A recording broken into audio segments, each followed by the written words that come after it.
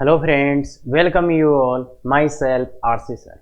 यदि आप IIT JEE की तैयारी कर रहे हैं और जेई एडवांस का एग्ज़ाम देना चाह रहे हैं तो ये टॉपिक बहुत इम्पोर्टेंट है और इसमें मैं वो चीज़ें सिखाऊंगा जो एडवांस के लिए एक्चुअली ज़रूरी है, वो भी जीरो टू आईआईटी हीरो, बिल्कुल बेसिक से शुरू करके एडवांस तक जाएंगे। साथ में डीपीपी मिलेगा, लाइव क्लास मिलेगा, तो वहाँ पे आप अपने पूरे डाउट्स पूछ सकते हैं और इसके साथ ही साथ वे ऑफ थिंकिंग, सोचने का तरीका या अपना थॉट प्रोसेस बिल्ड कैसे करें वो चीज़ मिलेगा। शुरू करें। तो आज का अपना जो लेक्चर है वो सीक्वेंस सीरीज का लेक्चर नंबर 3 है। इसमें एपी के प्रॉपर्टीज पढ़ेंगे जिनको अप्लाई करने में बहुत से स्टूडेंट्स को दिक्कत आता है। हाँ, याद कर लिया सर, पर अप्लाई कैसे करें तो वो आज अपन देखने वाले हैं। बिल्कुल, चलो तो प्रॉपर्टीज ऑफ एपी देखिए बच्चे। पहला है late a1 a2 a3 an, ये एक एपी है विथ कॉमन डिफरेंस डी। इसका कॉमन डिफरेंस क्या है? डी है। एंड ये सेकंड एपी मैंने लिया है, इसका कॉमन डिफरेंस क्या है? Capital D. क्लियर है? देन ये बताओ ये किस में होगा? क्या ये एपी होगा? क्या ये एपी होगा?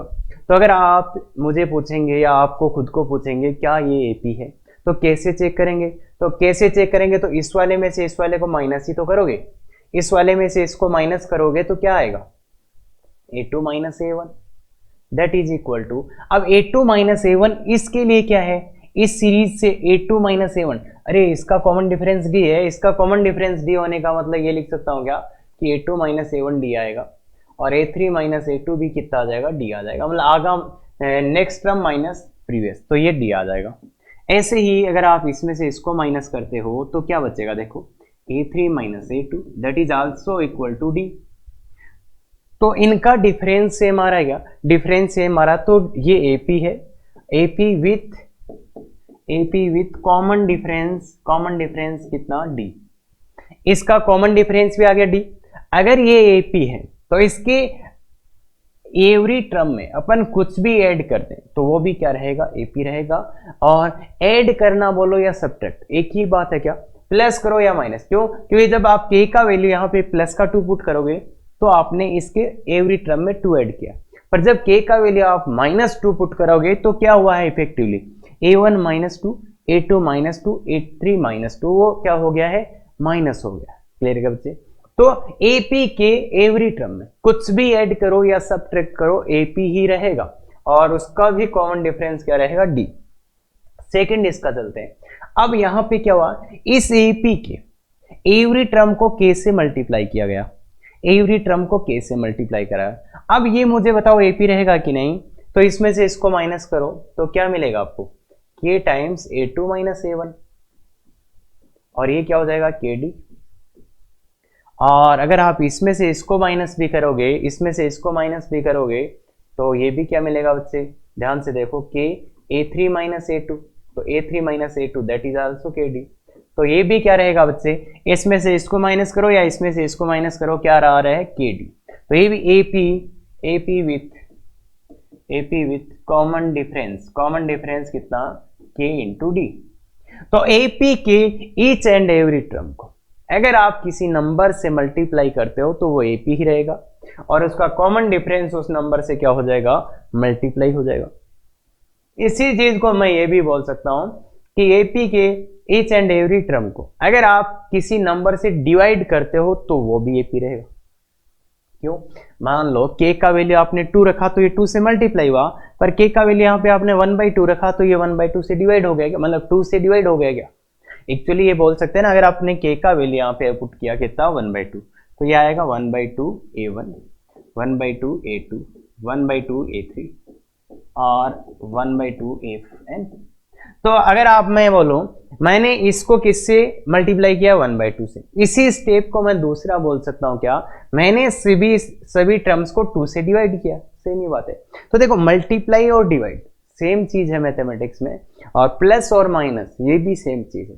तो अगर एक चीज प्लस के लिए है तो माइनस के लिए भी होगी, और एक जैसे ये मल्टीप्लाई के लिए तो प्रोडक्ट। तो यहाँ पे 2 बहुत ही खतरनाक रिजल्ट आ चुके हैं और इनका यूज अपन बहुत बार करेंगे।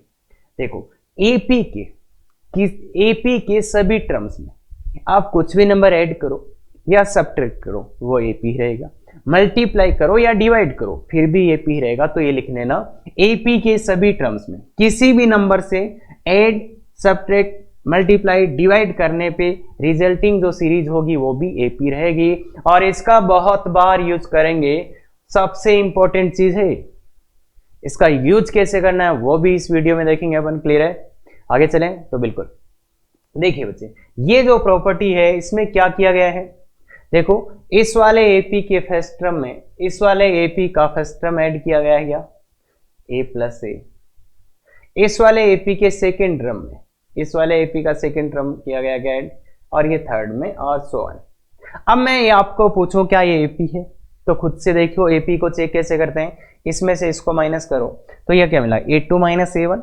तो इसमें से इसको माइनस करोगे तो a2 minus a1 plus a2 minus a1।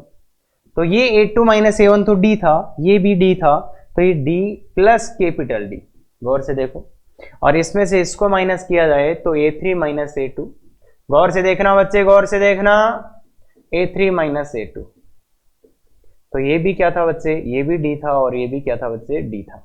तो ये भी d था, ये भी d था, तो ये भी सेम, और ये दोनों सेम आ गए। तो ये AP होगा, AP with common difference d plus d। तो क्या हुआ यहाँ पे बच्चे, क्या हुआ, अगर अपन दो AP के करेस्पॉन्डिंग टर्म्स को ऐड कर दें तो वो भी क्या रहेगा, AP रहेगा। ये बात क्लियर है क्या? अगर दो एपी के करस्पॉन्डिंग टर्म्स को ऐड कर दें, और ये छोटी छोटी चीजें ही मिलके आपके कंसेप्ट बनाएंगी। क्लियर है? हाँ, तो बिल्कुल ध्यान से देखना कि ऐसा भी हो सकता है, तो क्या एपी रहेगा। हाँ बिल्कुल, और बहुत अच्छे क्वेश्चंस में इसका यूज होगा, दिमाग चक्कर आ जाएगा। आप ऐसे सीधा करोगे वो क्वेश्चन होगा ही नहीं। क्लियर है क्या? हाँ, देखेंगे एडवांस के अच्छे क्वेश्चंस। हाँ, तो अब आते हैं थर्ड वन। अगर अपना ये एपी था, देखो अपने को ये तो पता ही था ये एपी था, कौन एपी था, a1, ये तो गिवन था a1 a2 a3 up to an, ये एपी था, ये एपी था, ये एपी था। अब अगर मैं ले लूं a1 a3 और जैसे मैं a4 नहीं लेके a5 ले लूं, तो ये सीरीज क्या बनेगी, मतलब मैंने एक एक टर्म्स बीच में छोड़ दिए, तो ये सीरीज कौन सी बनेगी। तो आप देखोगे सर इसमें से इसको सब्ट्रैक्ट करो, a3 माइनस a1 करते हैं तो a3 माइनस a2। वैसे देखो इसके और इसका डिफरेंस d, इसका और इसका डिफरेंस d, तो इन दोनों का डिफरेंस क्या हो जाएगा, 2d। वैसे नहीं पता चल रहा तो इसका फॉर्मूला लगाते थे, a1 प्लस 2d। अरे an का फॉर्मूला जानते हैं ना, an बराबर a1 plus n minus 1 into d। तो a3 क्या आ जाएगा, a1 plus 2d minus a1 that is 2d। और ऐसे ही a5 में से a3 को माइनस करो, a5 माइनस a3, तो ये भी कितना आ जाएगा बच्चे, 2d। वो सीधा भी आप समझ सकते हैं। तो ये भी क्या रहेगा, AP with common difference d। Common difference कितना, d, 2d। Common difference 2d हो जाएगा बच्चे। इस वाली AP का कॉमन डिफरेंस d था, तो इस वाली का क्या हो जाएगा, 2d। तो ऐसा कई बार होगा कि अपन एक AP थी, उसके इवन नंबर के जो टर्म्स है वो लिख दिए अलग, ऑड नंबर के टर्म्स लिख दिए अलग। तो इवन नंबर वाला भी एपी रहेगा, ऑड वाला भी एपी रहेगा, मतलब एक एक टर्म छोड़ के भी लिखें तो भी एपी रहेगा। अब अगला जो इसमें लिया है इलस्ट्रेशन, उसमें क्या करा गया है, कितना, a1 लिया फिर a4 लिया, कितने टर्म्स छोड़ दिए, 2 टर्म्स। तो क्या ये एपी रहेगा, ऐसे ही फिर a7 ले लिया सीधा ही, तो a6, तो 2 टर्म यहां छोड़ दिए, 2 टर्म यहां छोड़, अगर अपन 2 टर्म्स छोड़ें तो क्या एपी रहेगा, तो बिल्कुल एपी रहेगा। और कॉमन डिफरेंस क्या, देखो इसके और इसका बीच का d, इसका और इसका बीच का d, इसका और इसका बीच का d, तो इन दोनों के बीच का क्या होगा, 3d। तो एपी विथ कॉमन डिफरेंस कितना हो गया बच्चे, 3d।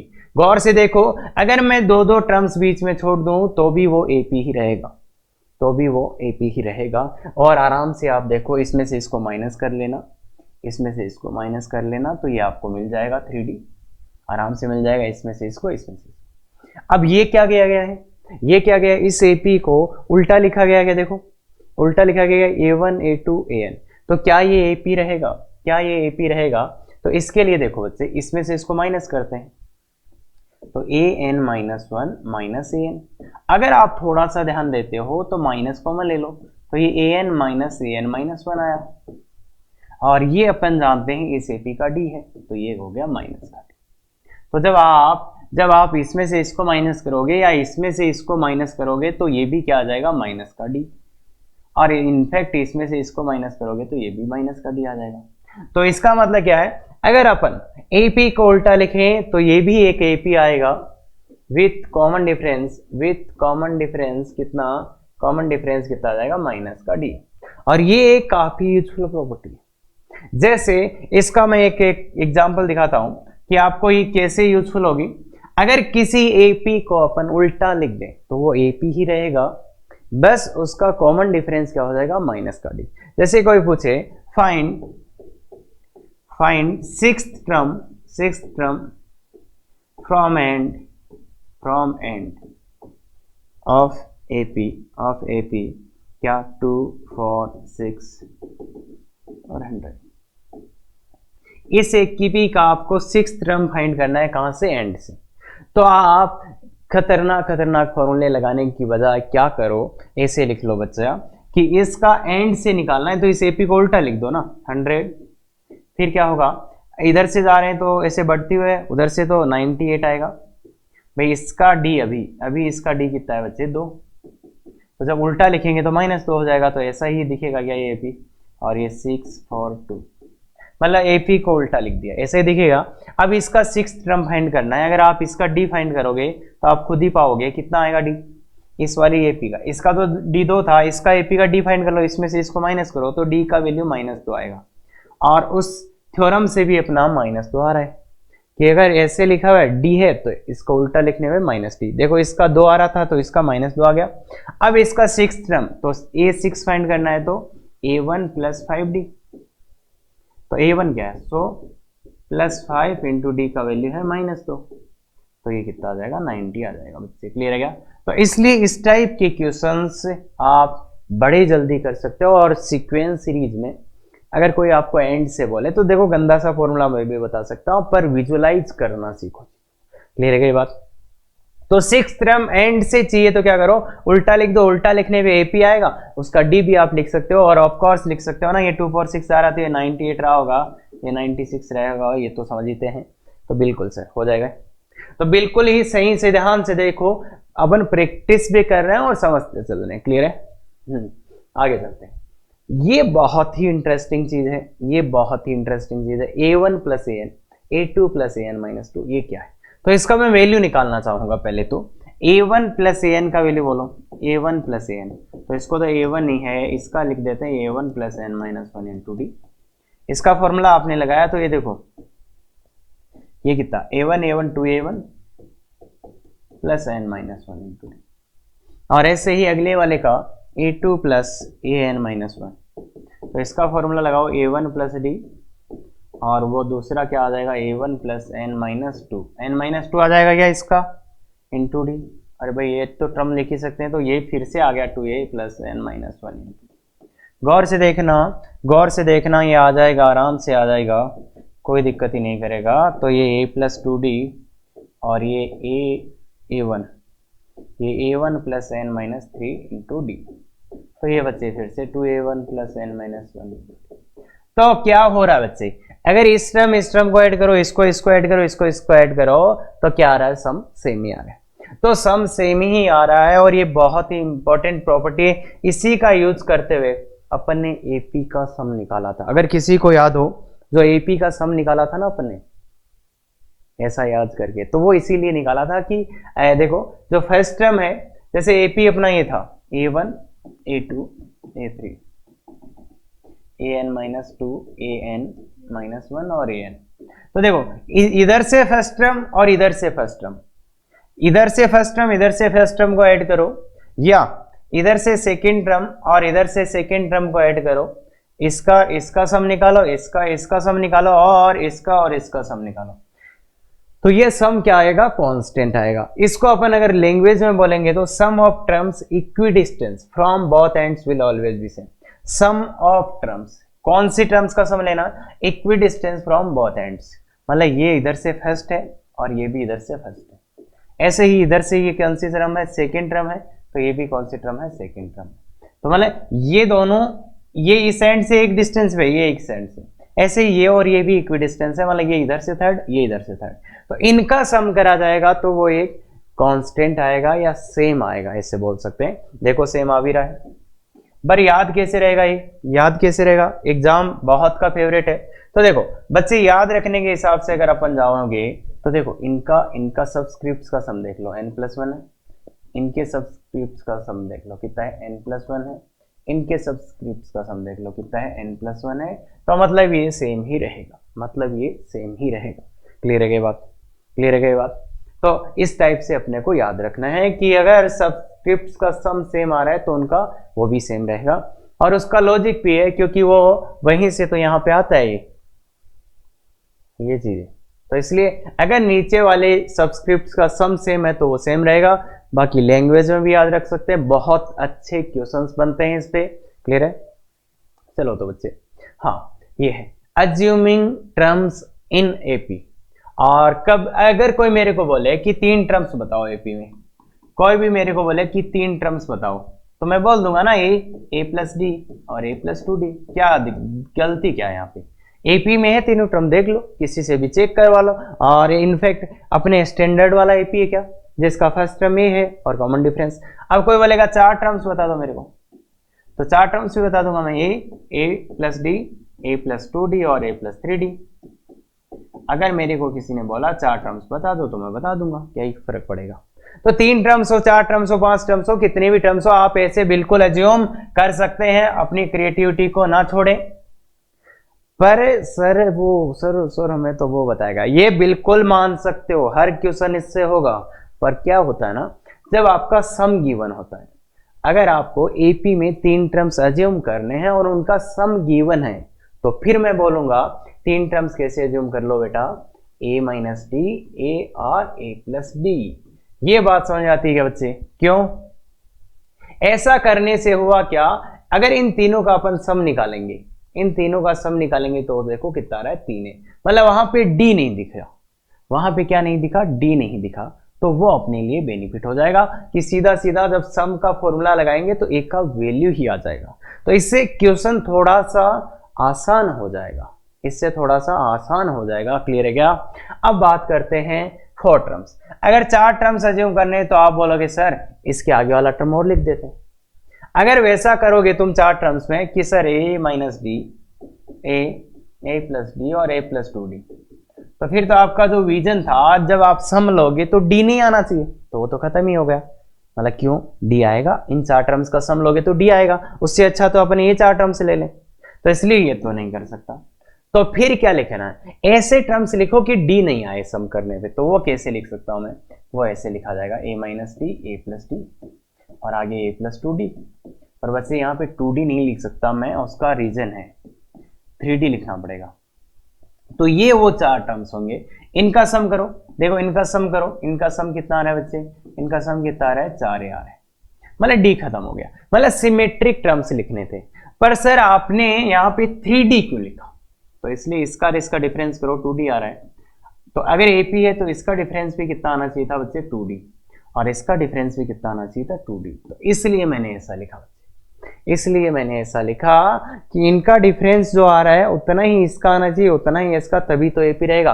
और यहीं पे सबसे बड़ी भूल करते हैं बच्चे, क्या कि वो 4 टर्म्स ऐसे मान लेते हैं और उनसे पूछा जाता है उनका कॉमन डिफरेंस बताओ, तो वो बच्चे क्या कर देते हैं, वो d बोल देते हैं। पर d यहाँ कॉमन डिफरेंस नहीं है, यहाँ पे कॉमन डिफरेंस क्या है, यहाँ पे कॉमन डिफरेंस कितना है बच्चे, कॉमन डिफरेंस का वैल्यू कितना है यहाँ पे, वो 2d है। बहुत अच्छे से ध्यान रखना, अगर आपने AP में ये 4 टर्म्स अज्यूम किए हैं तो कॉमन डिफरेंस क्या है, 2d। और फर्स्ट टर्म क्या है यहाँ पे फर्स्ट टर्म क्या है, फर्स्ट टर्म a नहीं है बच्चे, फर्स्ट टर्म क्या है यहाँ पे, a-3d। याद रखना फर्स्ट टर्म ये है, कॉमन डिफरेंस है। अगर AP के 4 टर्म्स आप ऐसे मानते हो तो ये हाँ आपके क्वेश्चन को आसान बना देगा, पर साथ ही साथ आप सेंस में भी रहने चाहिए कि यहाँ पे कॉमन डिफरेंस d नहीं है, यहाँ पे 2d है, और यहाँ पे फर्स्ट टर्म a नहीं है, यहाँ पे फर्स्ट टर्म a-3d ये वाला है। तो ये सेंस आपको होना चाहिए, तभी आप कर पाएंगे अच्छे से।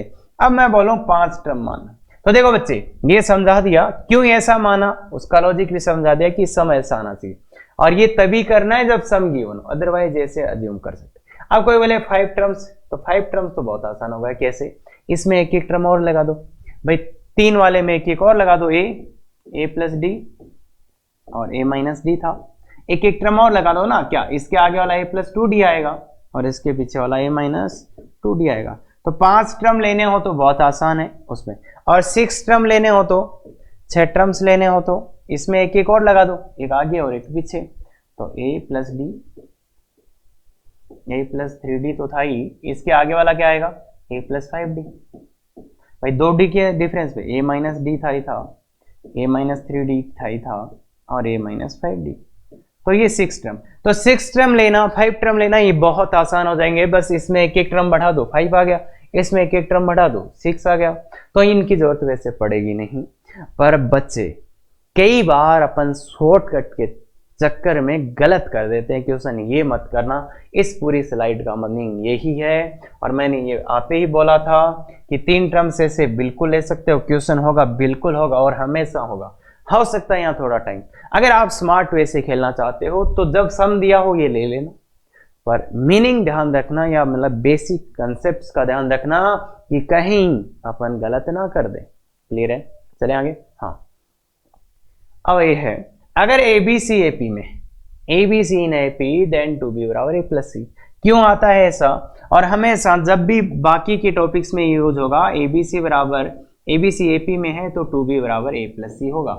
पहली बात, ये होता क्यों है? क्यों होता है? क्योंकि अगर AP में है तो इसका और इसका डिफरेंस B माइनस ए आया, इसका और इसका डिफरेंस C माइनस B आया। अगर ये दोनों AP में है तो ये जो डिफरेंस है, ये डिफरेंस इक्वल होना चाहिए। तो इक्वल होना चाहिए तो क्या हो गया बच्चे? देखो 2b बराबर ए प्लस सी। तो ये तो इसका प्रूफ हो गया, ये तो इसका प्रूफ हो गया। इसका और इसका डिफरेंस बराबर इसका और इसका डिफरेंस, तो ये इसका प्रूफ हो गया। तो अगर ये है तो ये होगा, और अगर ये है तो ये होगा, मतलब कन्वर्ज इज आल्सो ट्रू। अगर अपने पास ये है तो अपन ये लिख सकते हैं, और अपने पास ये है तो ये लिख सकते हैं। तो यहां तक तो सबको समझ में आता है क्या कि एबीसी एपी में है तो 2b बराबर ए प्लस सी, और ऐसे ही बाकी भी आएगा। अगर एबीसी जीपी में है तो ये कंडीशन ऐसा ही आएगा, B square equal to AC, और एबीसी एचपी में है तो भी सिमिलर कंडीशन आएगा, b बराबर 2AC अपॉन ए प्लस सी। क्लियर है क्या? तो वो भी अपन देखेंगे। बाकी फिलहाल ये याद रहो, ये सबको याद रहता है, पर जिस दिन एडवांस के पेपर में लिख के आता है ये, तब किसी को नहीं समझता। अगर बच्चे ये 3 टर्म्स देख के अपने को बोला जाए एपी में, तो क्या करेंगे? बीच वाले का 2 गुना इक्वल टू आजू बाजू वाले का सम। भाई देखो इसमें क्या हुआ था, बीच वाले का डबल बराबर फर्स्ट प्लस सेकंड, मतलब जो ये बीच वाला टर्म था इसका डबल बराबर पहले वाला प्लस अक्स। तो इसमें भी तो यही होगा, अगर ये 3 टर्म्स एपी में है तो इस बीच वाले का 2 गुना equal to this plus this. या फिर ये कभी दिया जाए, ये कभी दिया जाए तो आप इससे ये लिख पाओ, तो ये एक बहुत अच्छा चीज है। एडवांस में जनरली ऐसे दिया जाता है, क्योंकि ये तो सभी पहचान लेते हैं। और इससे भी अच्छा अगर देना चाहेगा तो पता है कैसे देता है? तो इसलिए वो एडवांस वाला ऐसे लिख के देगा कि an minus an minus 1 is equal to constant. Constant लिख दिया for n belongs to n। तो इसका मतलब क्या हो गया कि आप आगे वाले में से पीछे वाले टर्म को माइनस करो तो वो क्या आएगा? कांस्टेंट। इसका मतलब क्या है कि n का कोई भी वैल्यू डालो, n का कोई भी वैल्यू डालो, आगे वाले टर्म में से पीछे वाले टर्म को, आगे वाले टर्म में से पीछे वाले टर्म को अगर माइनस करोगे तो वो कांस्टेंट आ रहा है। कई बार तो इसका वैल्यू ही दे देता है ऐसे 2, तो वहां तुरंत समझ जाना है कि अच्छा इसका और इसका डिफरेंस हमेशा 2 रहेगा, मतलब आगे वाला माइनस पीछे वाला हमेशा 2 रहेगा। दैट मीन्स ये क्या है बच्चे? एपी। और इसको ऐसे भी लिख सकता है बच्चे वो an प्लस 1 माइनस an। तो ये इसको कांस्टेंट, तो भी समझ जाना है अपने को कि ये आगे वाला माइनस पीछे वाला कांस्टेंट। तो बताओ अगर ऐसे दिया जाएगा तो होना ही होना है, पर ऐसे दिया जाएगा तो भी हो जाएगा क्या? बिल्कुल हो जाएगा सर। Very good. चलो तो आगे चलते हैं बच्चे। अब tn और sn इसके कुछ प्रॉपर्टीज होते हैं बच्चे। जैसे tn कैसे दिखता है, मुझे ये बताओ tn कैसे दिखता है? Sir a plus n minus 1 into D. इसको थोड़ा अरेंज करेंगे तो a A plus N D minus D. अब क्या करो, एन वाले को एक साथ, बाकी को एक साथ, तो ए माइनस डी इधर आ गया, प्लस यहाँ पे एन इंटू डी आ गया। इसको थोड़ा अच्छा लिखेंगे तो अपन ऐसे लिख सकते हैं ए प्लस बी एन। तो मतलब ये क्या होगा, टी एन, एपी का टी एन क्या होता है, linear in an, linear in an, मतलब एन में कैसा होगा बच्चे, लीनियर होगा। जो एपी का टीएन होगा वो लीनियर इन एन होगा, एन में क्या होगा, लीनियर एक्सप्रेशन होगा। लीनियर जानते हैं, जहां पे एन का मैक्सिमम पावर वन आएगा। अब ये बात बच्चे यहां नहीं रुकती, बात ऐसा होता है कि आपको टीएन ये दे दिया जाएगा और इससे पूछ लिया जाएगा कि एपी लिखो या सीक्वेंस लिखो, मतलब एपी कैसे लिखोगे। अगर आपको ऐसा टीएन दे दिया जाए तो इससे एपी कैसे लिखोगे, तो एपी लिखना तो बहुत आसान है बच्चे। कैसे कि सर हम T1 निकाल लेंगे, सर हम T2 निकाल लेंगे, सर हम T3 निकाल लेंगे, T4, तो ये एपी आ जाएगा हमारा। T1 क्या आएगा, इसमें n का वैल्यू 1 डाल दो तो a प्लस बी। T2 क्या आएगा, n का वैल्यू 2 डाल दो, a प्लस 2b।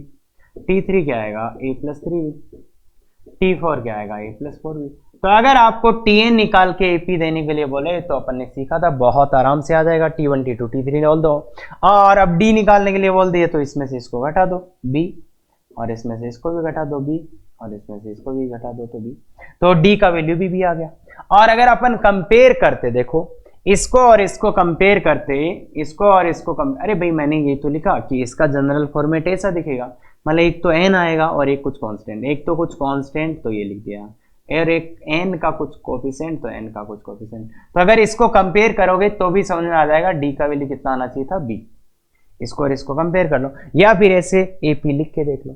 तो यहां से दो ही चीजें पूछ सकता है आपको, क्या, या तो बोलेगा AP बता दो, या AP के बारे में कुछ भी। तो मेरा तो कहना यह है, अगर AP के बारे में कुछ भी पूछे तो सीधा सीधा लिख देना, सीधा सीधा लिख देना कि T1 T2 T3 AP आ गया। अब इसके बारे में जो पूछा बता देना, चाहे D पूछे, A पूछे, फर्स्ट टर्म पूछे, सेकेंड टर्म, कुछ भी पूछे।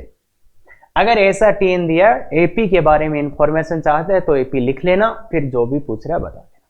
क्लियर है, तो बता देंगे, या फिर ऐसे किसी को याद रहे तो सीधा याद रख लेना। अब इसका SN कैसे दिखता है, इसका SN कैसे दिखता है, n/2 2a plus n minus 1 into D. तो ये दिखता है, इसको थोड़ा सिंप्लीफाई करेंगे तो ये an प्लस n/2 इंटू, तो इसको मल्टीप्लाई कर दो भाई, n/2 से मल्टीप्लाई कर दो तो n² 2 माइनस n/2 और d। तो थोड़ा अच्छे से लिखेंगे तो देखो d/2 into n² plus a minus d/2 into n। तो इसको भी अगर अपन इस सिंपल फॉर्मेट में डालें तो an² प्लस bn, ऐसा दिख जाएगा क्या, an² प्लस bn, इस टाइप का दिखेगा, an² प्लस bn। तो an² प्लस bn अपने को दिखेगा। अब अगर कोई पूछे कि d का वैल्यू कितना है, SN ये, तो देखो पहली बात तो अगर AP का SN है तो ये कैसा दिखेगा बच्चे, quadratic expression in n with zero constant term, मतलब इसमें कांस्टेंट टर्म कितना होना चाहिए, 0। बच्चे गौर से देख लेना, ये जो SN है वो क्वाड्रेटिक एक्सप्रेशन होगा n में, मतलब अरे दिख रहा है ना क्वाड्रेटिक, पर इसका कांस्टेंट टर्म कितना होगा, 0 होगा। तो ये काफी अच्छा यूजफुल चीज है। अगर AP का SN है तो उसका क्या होगा बच्चे, 0 क्या होगा, कांस्टेंट टर्म कितना होगा, 0। कांस्टेंट टर्म कितना होगा, 0, तभी ये AP का SN होगा। ऐसे कोई क्वाड्रेटिक दे दिया जाएगा तो नहीं होगा वो। क्लियर है बात। तो ये SN ऐसा दिखेगा।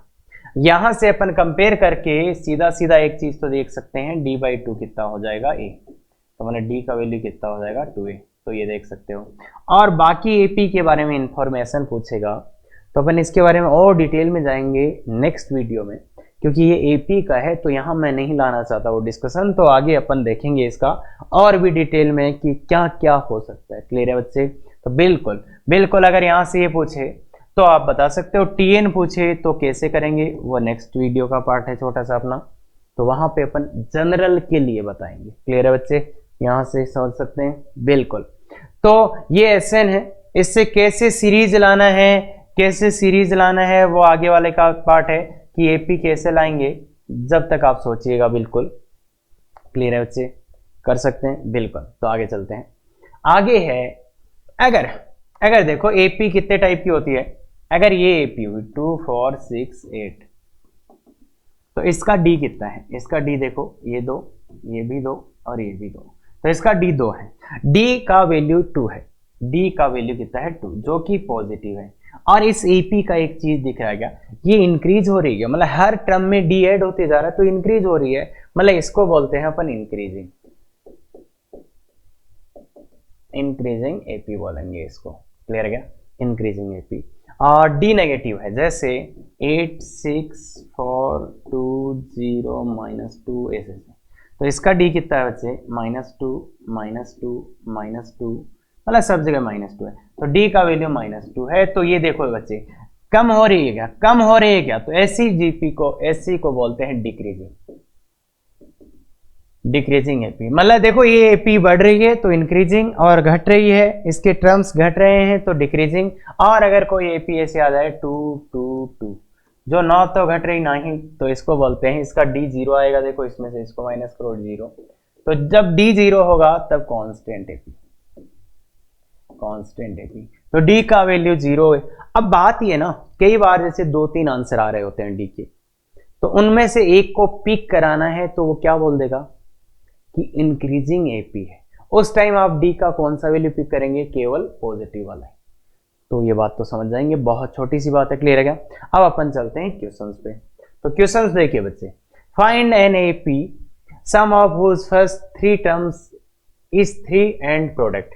सम ऑफ हुज फर्स्ट 3 टर्म्स का सम ही दे दिया, क्या है, सम दे दिया अपने को, सम दे दिया, तो फर्स्ट 3 टर्म्स और उसका प्रोडक्ट। तो वो 3 टर्म्स का अगर सम गिवन है तो वो 3 टर्म्स कैसे मानेंगे, यही मानेंगे क्या बच्चे। अगर एपी के 3 टर्म्स का सम गिवन है तो वो 3 टर्म्स ऐसे मानेंगे। और अब सम देखो, सम इक्वल टू 3 है, तो इनका सम करो, this plus this plus this, तो 3a बराबर 3, तो a का वैल्यू कितना आ गया 1, a का वैल्यू 1 आ गया।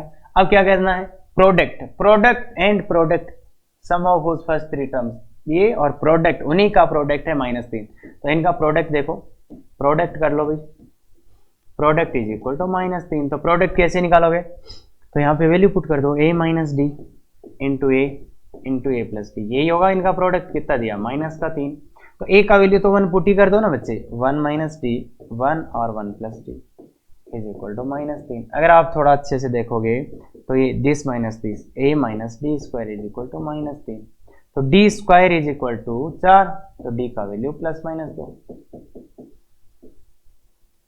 तो a का वैल्यू 1 आया, डी का वैल्यू +-2। तो अब क्या लिखें, फाइंड एपी फाइंड करना है। तो a का वैल्यू तो 1 है, d का वैल्यू एक बार तो 2 लेना पड़ेगा, और एक बार a का वैल्यू 1 और d का वैल्यू -2 भी लेना पड़ेगा। तो अब एपी फाइंड करने के लिए इसमें a और d का वैल्यू पुट करो, इसमें a का वैल्यू तो 1 पुट करो, d का वैल्यू 2, तो ये आएगा -1, ये आएगा 1 और ये आएगा 3। और अगर आप इसी में इसका वैल्यू पुट करते हो ये, तो ये आएगा 3 और ये आएगा 1 और ये आएगा -, तो एक एपी ये और एक एपी ये, तो ये आपका आंसर होगा। मतलब फर्स्ट टर्म इसका ये आया, इसका फर्स्ट टर्म ये आया। तो देखो अगर आप इस वे से करते हो तो आराम से आंसर आ जाएगा। अब ये भी बोल सकता है कि इंक्रीजिंग एपी, तो इंक्रीजिंग एपी में केवल यही आंसर सूटेबल होगा क्या, मतलब डी का वैल्यू प्लस वाला ही लोगे। और अब कोई बोलेगा सर आप उससे भी कर सकते थे क्या, 3 टर्म्स, क्या सर हम उससे भी कर सकते था, a प्लस डी और a प्लस 2d। बिल्कुल बच्चे आप कर सकते हो। अगर एपी के 3 टर्म्स आपने ये एज्यूम करे तो क्या आप क्वेश्चन कर सकते थे, बिल्कुल कर सकते थे, और करके भी देखना चाहिए, सो दैट आपको ये पता चले कि डिफरेंस कहाँ पे, कितना टफ होगा ये क्वेश्चन। देखो एक तो सम वाला, एक प्रोडक्ट वाला, 2 इक्वेशन बनेगा और 2 ही वेरिएबल है, बिल्कुल सोल्व हो जाएगा। अच्छे से करिए बच्चे, इस मेथड से बिल्कुल करिएगा तो आपको समझ में आ जाएगा कि कैसे अपने को अप्रोच करना चाहिए और क्यों। अब जो अगला क्वेश्चन है, इसके बहुत से मेथड्स हो सकते हैं, पर मैं आपको वो मेथड बताऊंगा, क्योंकि ये क्वेश्चन एपी जीपी एचपी तीनों को जब मिक्स करके बनाया जाएगा तो बहुत गजब क्वेश्चन होगा, और उस टाइम जो हल्के फुल्के मेथड है वो काम नहीं करेंगे। मतलब ये बोलूं रियल एग्जाम में मैं अभी इस क्वेश्चन को बहुत अच्छे बच्चों वाले मेथड से बता दूंगा, पर वो उस टाइम काम नहीं करें। इसलिए मैं वो ही चाहता हूं कि आप थोड़ा सोचना सीखें, और बिल्कुल बेसिक से शुरू कर रहा हूं तो बिल्कुल साथ बने रहिए। वो माइंड डेवलप करने में काफ़ी हेल्प करती है ऐसी चीज़ें। अभी मैं ये क्वेश्चन ना भी कराऊं तो कोई फर्क नहीं पड़ेगा, पर अगर कराता हूं तो आपका माइंड डेवलप हो जाएगा। क्लियर है? चलो तो सर कैसे? अरे ये छोटी छोटी चीज़ों से तो मिलके आप सीखना सीखोगे। अभी मैं टफ सा क्वेश्चन दे दूं, बोल दो सोचो, क्या सोचोगे? सर नहीं हो रहा, पागल बकवास कर रहे हो ना। तो इसलिए ध्यान से सोचो। अब अगर ए बी सी एपी में है, ABC 3 numbers in AP, then prove that following are AP। ये पार्ट सब अपने को प्रूव करने हैं कि ये AP में होंगे।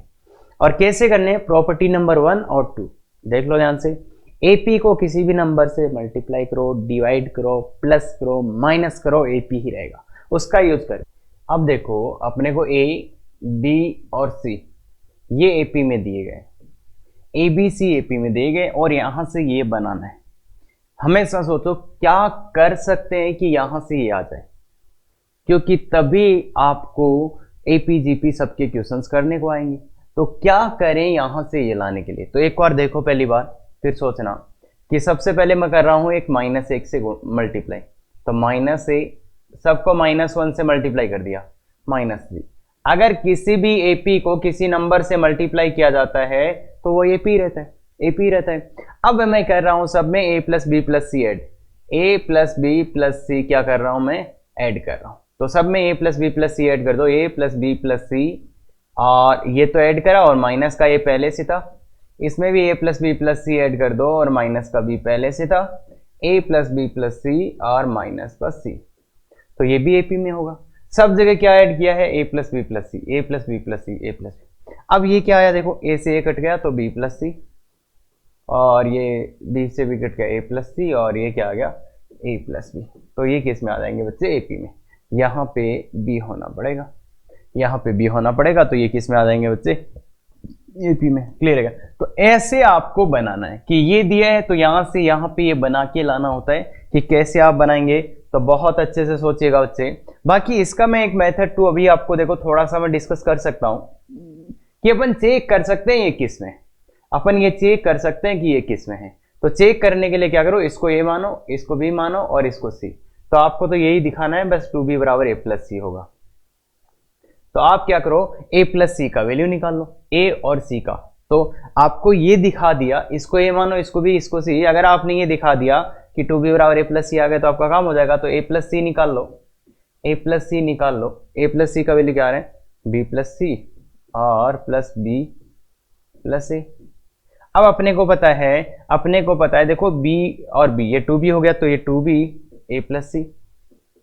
अब अपने को जो लाना है इसमें देखो a प्लस सी, तो अपन क्या करेंगे, 2b बराबर a प्लस सी होता है, एपी में है वो, तो इस कंडीशन का यूज करना पड़ेगा। 2b का वैल्यू क्या रख देंगे अपन? a plus C. तो a plus C into a plus C, तो ये 2 टाइम्स हो जाएगा, दैट इज 2b आ गया। तो इस टाइप से भी आप प्रूव कर सकते थे, पर ये मेथड्स केवल और केवल कभी आपको यूज करना चाहिए 2b बराबर a प्लस सी जब आपको कुछ नहीं आ रहा होता। क्लियर है? तो ये आप यूज कर सकते हैं। क्या किया मैंने? कुछ नहीं किया, इसको एबीसी माना, मैंने a प्लस सी का वैल्यू निकाला, a प्लस सी का वैल्यू ये आया और इस 2b की जगह यहां से वैल्यू पुट कर दिया तो ये आ गया 2b। क्लियर है बच्चे? हाँ, तो बिल्कुल ये मेथड आप केवल तभी यूज करें जब नहीं आता हो, अदरवाइज मेरे साथ चलो, सब कुछ सिखाऊंगा एक एक, बिल्कुल ध्यान से देखते रहो। अब देखो ये है एबीसी, ये एबीसी, तो यहां से ये कैसे बनाएं? गौर से देख बच्चे, गौर से देख। क्या आप यहां से ये बना सकते हो? सर एबीसी का डिवाइड कर दो, एबीसी का क्या कर दो? डिवाइड। तो सब में एबीसी का डिवाइड कर दो। अगर एपी में अपन किसी भी नंबर का डिवाइड करते हैं तो बच्चे क्या आता है? एपी। अब इसको कर दो, देखो ए से ए कट के 1/BC, 1/AC और 1/AB। ये किस में आ गया? एपी में आ गया। तो बस तो ये बनाना सीख लो, बस काम हो जाएगा बच्चे, बहुत मजा आने वाला है, बस बनाना सीख लो। क्लियर है क्या? क्लियर है? चलो तो आगे चलते हैं। ये वाला वही गिवन है कि ए बी सी किस में है, ए किस में है, ए बी और सी किस में है बच्चे, एपी में है। अब ये बनाना है, यहां से ये लाना है कि ये भी एपी में होगा, मतलब कुछ भी हो, अभी तो एपी दिया है तो यहां से ये लाना है। कैसे करोगे, कैसे करोगे, कैसे करोगे? सोचो, 5 मिनट सोचो, 10 मिनट सोचो, और हिंट आपको मिल चुका है। क्लियर है? तो मैं करता हूं -2a, -2 से मल्टीप्लाई कर दो इसको, पूरे के पूरे को ही -2 से मल्टीप्लाई कर दो, ये एपी में आ गया। अब कुछ ऐड करने की सोच रहे हैं अपन, क्या ऐड करते हैं बच्चे, a plus B plus C. तो पहले टर्म में भी a plus B plus C add कर दो, तो ये -2a, और दूसरे टर्म में भी a plus B plus C add कर दो, तो -2b, और तीसरे में a plus B plus C -2c। देखो बच्चे, जो ऐड कर सकते हैं वो तीनों में सेम ही चीज ऐड करते हैं, पर तीनों टर्म्स में एक ही नंबर ऐड करा है। तो अब देखो ये क्या आ गया, ये क्या आ गया, b plus C minus C, b plus C minus C, ये क्या आ गया, a plus C minus B, ये क्या आ गया, ये आ गया क्या, a plus B minus C, ये AP। तो आगे क्या बच्चे, आगे क्या बच्चे, गौर से बताओ, गौर से बताओ बच्चे, आगे क्या? तो हाँ सर आपको कैसे पता चला -2? यार ये नंबर्स का छोटा मोटा प्लस माइनस तो आना ही चाहिए। सर कुछ भी पता नहीं चल रहा, बिल्कुल सही बोल रहे हो बच्चे, ऐसा हो सकता है। शुरू किया है, बिल्कुल ध्यान से देखो, क्या मैंने जो किया वो समझ सकते हो? सर पहले मैंने -2 से इस एपी के सभी टर्म्स को -2 से मल्टीप्लाई किया, हाँ सर, तो वो एपी आएगा। फिर मैंने सभी टर्म्स में a प्लस बी प्लस सी जोड़ दिया, तो ये आ गया। ये चाहिए था क्या? बिल्कुल यही चाहिए था। अब एक अच्छा क्वेश्चन यहाँ पे और बन सकता है, वो देखो ये, कि ये सिद्ध करना हो कि ये एपी में है। तो ये एपी में है, तो आप कैसे प्रूव करोगे कि ये एपी में है बच्चे, बताओ? इस वाले की जगह है ये क्वेश्चन होता तो ये भी देखो आसान सा ही था, बस इसकी इस टर्म को अपन समझने की कोशिश करते हैं। ये टर्म क्या है, b प्लस सी माइनस ए का, b प्लस सी का होल स्क्वायर माइनस ए का स्क्वायर, इसके फैक्टराइज कर दो, b प्लस सी प्लस ए into B plus C minus ए, और दूसरे वाले को भी समझने की कोशिश करो, c प्लस ए का whole square minus B square. तो ये क्या आएगा बच्चे, c plus A plus B, और ये आएगा c plus A minus B. अब समझ में आ रहा है क्या? तीसरे का भी करना है तो कर लो बच्चे, तो तुम समझ तो जाओगे ही। a plus B plus C, A plus B और a माइनस बी, बच्चे समझ रहे हो क्या, a square minus B square. तो ये कुल मिला के ये जो लिखा हुआ है, ये लिखा हुआ है, ये है, ये है। तो अगर आप यहां तक आ चुके हो, यहां तक आ चुके हो, तो बताओ क्या करोगे? अगला वाला स्टेप, अगले वाला स्टेप देखो, ये और ये दिख गए क्या? ये रहा।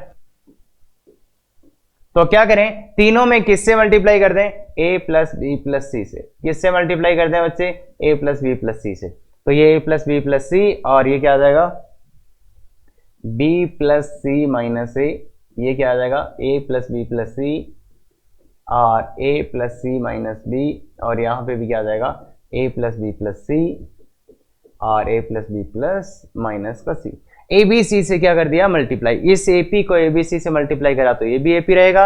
अब गौर से देख लो, ए प्लस बी ए माइनस बी है, तो ये आ जाएगा देखो बी प्लस सी का होल स्क्वायर माइनस ए स्क्वायर, और यहाँ पे भी आ जाएगा ए प्लस सी का whole square minus B square, और ये भी आ जाएगा ए प्लस बी का whole square minus C square. तो ये भी बच्चे किस में आ गया, एपी में आ गया। समझ गएगा बच्चे? तो इस टाइप से थोड़ा सा टफ क्वेश्चन भी हो तो भी आप बना पाओगे, कर सकते हैं क्या बच्चे ये कारनामा? बिल्कुल सर। तो ध्यान से बस ऑब्जर्व करो, मैथमेटिक्स में यही है बच्चे, ऑब्जर्वेशन बहुत जरूरी है। ये एक छोटा सा और क्वेश्चन है बिल्कुल इसी सीरीज का, कि ये एपी में है, ये एपी में है, क्या एपी में है, B plus C minus A upon A, C plus A minus B upon B, और ए प्लस बी माइनस सी अपॉन सी। ये एपी में मेरे को यहां से क्या चाहिए, 1 बाई बी 1 बाई सी, मतलब मेरे को ऊपर वाले को हटाना है। अगर मेरे को ऊपर वाले को हटाना है तो मैं कैसे हटा सकता हूं, कैसे हटा सकता हूं? तो सबसे पहली बात यह है बच्चे, सब जगह 2 ऐड कर दो। उससे क्या होगा सर, इससे होगा क्या, और सर आपके दिमाग में कैसे आया? तो पहले 2 ऐड तो करो तुम। 2 ऐड करते ही ऊपर देखो बी प्लस सी माइनस ए प्लस 2a, तो प्लस ए आ गया। तो ये C plus A plus B दिख रहा है क्या किसी को? किसी को बी दिख रहा है क्या? ए प्लस बी प्लस सी किसी को दिख रहा है क्या? तो ये ए पी आ गया क्या बच्चे? ऐसा क्यों किया? क्योंकि मैं चाहता था ऊपर वाला हटाना, तो ऊपर वाले को मैंने क्या बनाने की सोची? सेम। देखो तीनों जगह सेम ही चीज दिख रही है क्या? तो ऊपर वाले को सेम कब बनाया जा सकता था? जब ऊपर ए प्लस बी प्लस सी हो। तो उसके लिए मैंने तीनों में दो दो ऐड किया, ऐड करते ही ए बी सी ऊपर दिख गया। अब इससे डिवाइड कर दो, किससे किससे डिवाइड कर दो? ए प्लस बी प्लस सी से, तो ये आ जाएगा क्या? ये ए पी में। क्लियर कर बच्चे? देखो बच्चे ध्यान से, प्लस दो क्यों किया? क्योंकि ऊपर वाला मेरे को सेम बनाना था, इसलिए प्लस दो किया, और फिर क्या? A plus B plus C से डिवाइड कर दिया, divide by A plus B. तो ये है बच्चे प्रॉपर्टीज का कमाल, कर सकते हैं। थोड़ा सा प्रॉब्लम है, हाँ हाँ जानते हैं, बिल्कुल अच्छे से देखो, दो बार देख लो, समझ जाओगे। क्लियर है क्या? और ये चीज आगे बहुत ज्यादा हेल्प करेगी, और एग्जाम में तो इतना कि ओ ऐसे हो जाते हैं, बिल्कुल वही वाली फील आने वाली है। क्लियर है? अगर ऐसे वीडियोस आपको पसंद आते हैं तो बिल्कुल शेयर, सब्सक्राइब और लाइक करें। Thank you very much. Effective तैयारी करो।